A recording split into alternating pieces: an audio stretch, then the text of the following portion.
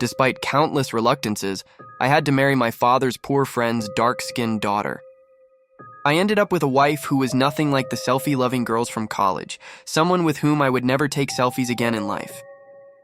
My friends would request me to bring her out, but I wouldn't take her. There was a sense of shame, you know? I would return home late at night. She would still be awake then. She would serve food, I wouldn't talk to her. Oh, when I saw a beautiful girl at the disco, did I feel any attraction at home? I never asked her what she needed. Everyone's clothes were bought at home, there was food too. What more did I want? This way, several months passed. One day, a friend bought something to gift his girlfriend. I had to deliver it. It was very late, so I returned home with the gift box. I saw she had fallen asleep on the sofa. I thought, did she eat? I'd never seen her eat until I came back. I lay down, but my mind was restless. I woke her up and said, eat and then sleep. The next morning, I looked for the gift box and found it was no longer intact. She had opened it and started using whatever was inside. Seeing her happy face, I said nothing. Poor thing, just because she's dark-skinned, does she not deserve to dress up? I laughed at that day. Then I wrapped the gift again and delivered it. One day she vomited and fell ill. I took her to the doctor, and the doctor said she was going to be a mother. One winter evening, my parents went to the village for a visit. I stayed home with her. That night, I returned home early because the house was completely empty. A village girl can't say if she was afraid of ghosts or not.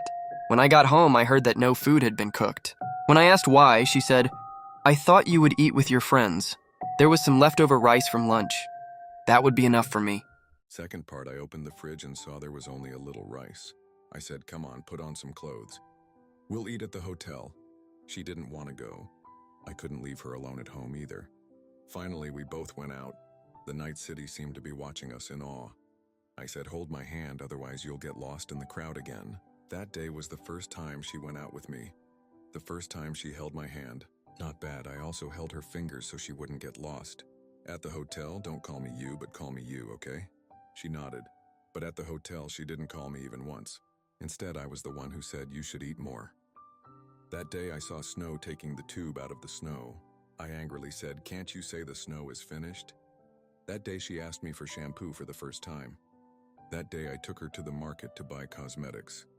Many friends saw us that day, but everyone respected her enough because they thought she was my sister. Everyone was asking her to come to the hangout after 3 days. 3 days later, I took her on a motorcycle. It was her first long drive, and I was the driver. For the first time in my life, I raised my hands in prayer for her today. I hope she stays healthy, because today she will become a mother. I will become a father. I don't know where all this crying was coming from today. I kept rushing to her at the hospital. Every time she held my hand and said she was very scared, I told her not to be afraid, I'm here. That day she didn't look for anyone else, just me. She kept asking me to stay by her side, and I kept seeing her through the curtain again and again. She was taken for a C-section. I got a child, but I didn't get her. I cried a lot that day holding her body. Even today, I rushed to her grave. I screamed, come back, I had a night left to talk with you, I wanted to take a selfie with you. I know I couldn't give her love, but today I understand why my left